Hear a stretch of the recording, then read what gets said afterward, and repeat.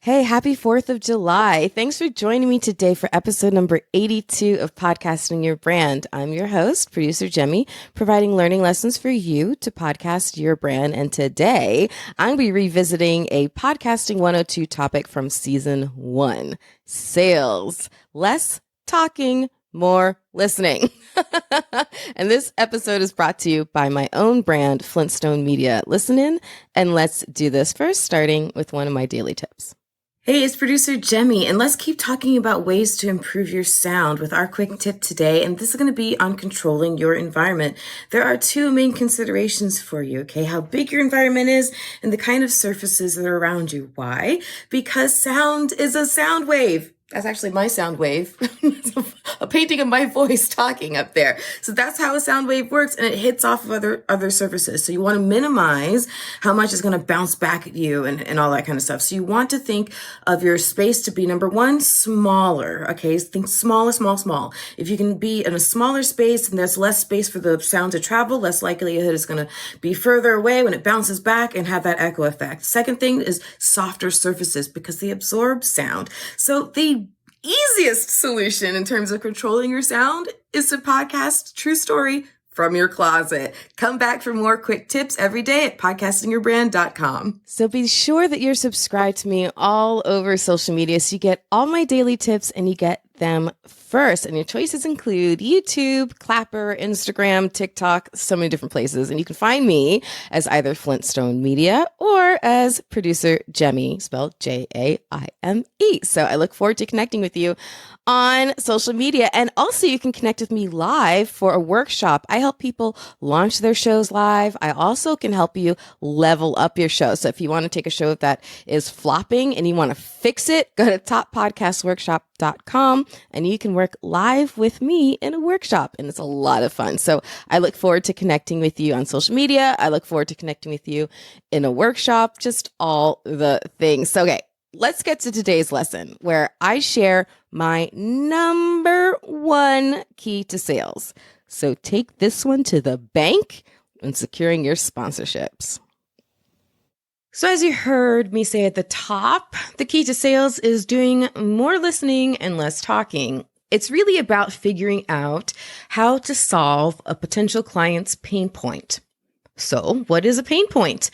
Well, at its simplest measure, a pain point is a problem waiting for a solution. More specifically, it's your potential client's problem waiting for your solution. You'll discover it by making sure that you listen to that potential client first. Because if you do so, they will reveal all that you need to hear in order to close that sale. But if you don't pause to listen first, you can end up going into a pitch all hot, like totally on fire, only to realize you've completely missed the mark. Don't want to do that. So let's make up a test case study to illustrate this. We'll say there's a company, we'll call it Acme Widget Company. If you went to business school, you're very familiar with Acme Widget Company. As far as I know, it's not a real company, and widgets aren't a real thing that you can manufacture. They exist as a thing in the digital world, but in manufacturing, it's fake. Again, as far as I know. It's just like this nondescript product term. So Acme Widget Company was often the company in my business classes that was used in all the different case studies and examples. So until I get more creative, guess what? You're stuck with it.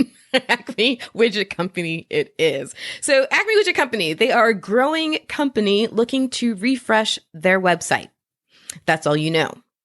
So Jason is a web developer trying to build a business on web development and design. And he does a ton of research when he lands this meeting with Acme Widget Company. He creates an entire presentation. And when he goes in to meet with them, he goes in hot, just like the Micro Machines guy. Do you remember him? Well, if you don't know what I'm referencing from my childhood, allow me to remind you. This is the Micro Machine Man, presenting the most miniature motorcade of Micro Machines. Each one has dramatic details, terrific trim, precision paint jobs, plus incredible Micro Machine pocket playsets. There's a police station, fire station, restaurant, service station, and more. Perfect pocket portables to take any place. And there are many miniature playsets to play with, and each one comes with its own special edition Micro Machine vehicle and fun, fantastic features that miraculously move. Raise the boat lift. What? Now, don't get me wrong.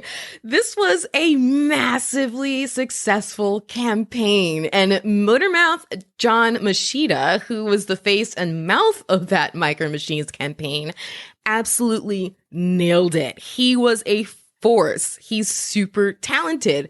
But you are not trying to fast pitch Toy Joy to a 7-year-old. No, you are that 7-year-old now having to turn around and pitch their desire for those Micro Machines to the people holding the purse strings, the parents. Eek, yikes, gadzoots. So that will be you. You will be the kid convincing a company to loosen its purse strings.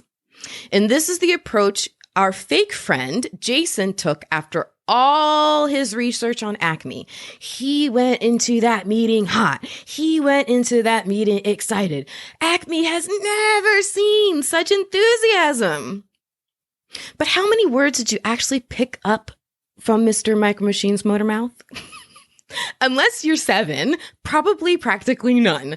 And the business that you're pitching to doesn't want you to treat them like a 7-year-old you're fast talking. Even if you don't intend to come off just like a slick oil salesman, you run that risk when talking to decision makers like that. Alternatively, let's now take Jacinda. So Jacinda does some preliminary research on Acme just the same. She learns who the people are that will be involved in the meeting. She learns a bit more about the company's history. She does her own little assessment of the company's current website, so she has an opinion on that. But rather than giving a lengthy Motormouth pitch about the website design that she's already come up with for them, because she hasn't actually wasted her time drafting up a design yet, Jacinda instead at that meeting does a quick overview of herself and her company's services and capabilities, super quick, super short. Then she asks them a very simple yet extremely important question. What are you hoping to accomplish with your new website? Then she sat back and listened. See, Jason went in with all his bells and whistles and really nailed his presentation. But though he came up with a beautiful new web design to propose to Acme, it just didn't meet their needs.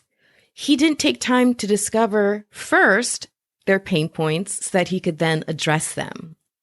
Whereas Jacinda went into her meeting and opened up by telling them a little bit about her company and services and showing a few samples of her work. But then she asked them what they are looking to achieve and accomplish with that new website. And that is where the magic happened. That was the difference. Jacinda spent the next 10 minutes listening to the Acme team describe how they are trying to break into the Portland, Oregon market, but aren't sure the best approach to take.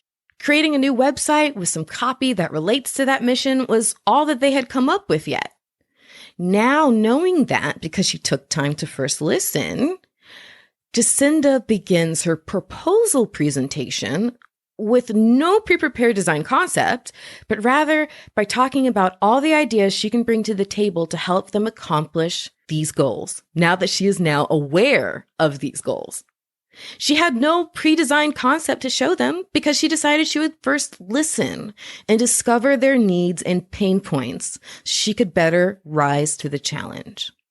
Throughout her presentation, Jacinda continuously referenced their needs and then paired it with her solutions for those needs because she knew now what those needs were. In fact, because she had listened first, she was able to bring in some past experience she hadn't anticipated before she walked in the door. See, what you don't know about Jacinda is that in her former career, she worked often with small business associations and learned how to navigate them. Though she's never worked with the Portland SBA, she was still able to offer Acme the idea of reaching out to them and some pointers on how to start exploratory conversations that can really help Acme partner with great small businesses in Portland. I'll give you one guess who landed the sale. Bottom line, listening closes sales, not talking. So I'll also offer an example from my own business to further illustrate not only this point, but its true value beyond just closing more sales. I am a complete nerd at heart. Like, nerdy nerd. And so when I first got into podcasting, I totally geeked out over all the tech. I wanted to learn to edit, to produce, to create music beds, and to learn how the RSS feed works. I wanted to learn live broadcasting and figure out all the tools. I wanted to do all the things. I was nerding out. I was so excited. So naturally, I assumed in the beginning of first branching out to help other people become podcasters that they were going to be excited about all that stuff and wanted to learn all that themselves too.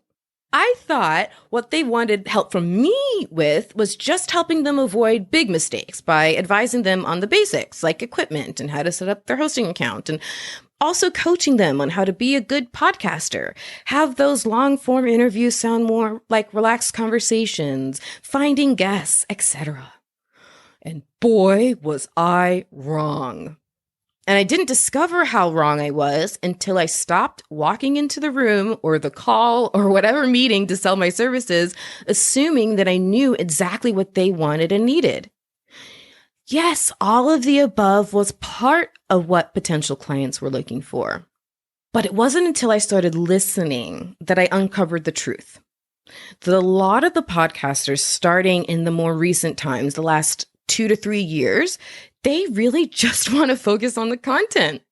They not only couldn't care less about the tech, but the tech scares the crap out of them, okay? Now, I'm speaking very generally, of course. My clients really do run the range, and some of them really do want to learn all of that stuff. But where I have truly found my sweet spot are those clients for whom I figured out their main pain point was that they just didn't want to do anything but focus on the content.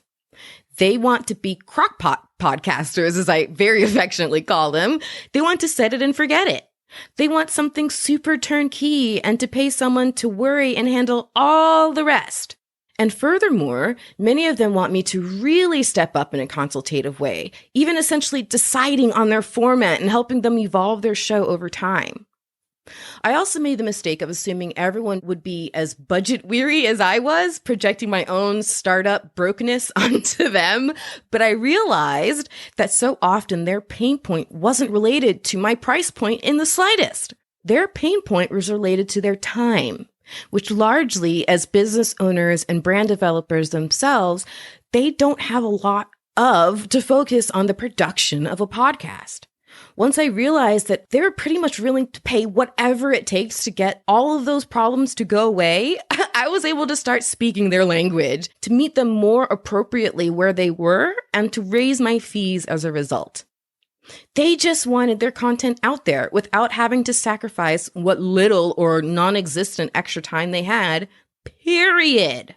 And in fact, because our friend Jacinda from earlier really took the time to understand Acme Widget Company's needs and how much they were willing to invest in getting to that goal, she was not only able to close the sale with them, but even seeing that her proposal to them would require a higher price point than what Jason had offered, Acme chose her anyway.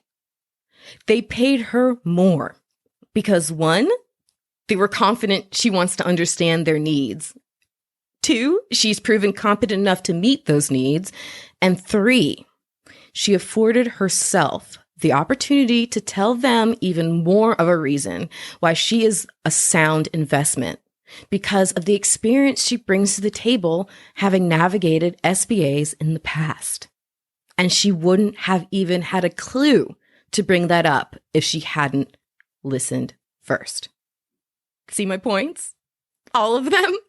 You have to listen to truly know your potential client's pain points, to not only be more likely to close the sale, but to also see if you can wrap more into the service offering, like adjunct services, consulting, or just additional knowledge about a particular space, like Jacinda knowing SBAs, and justify a higher price point.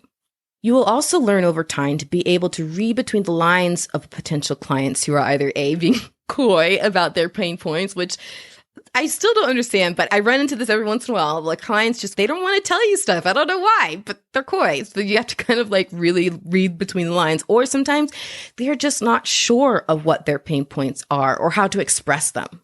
So you really will learn over time how to read between those lines and figure that out. Your brand also will and should evolve over time as the pain points of your clients and their industries evolve. As your portfolio grows, you'll reach milestones where you're able to justify charging more. You'll learn which kinds of clients you can connect best with and be able to land more of those sales.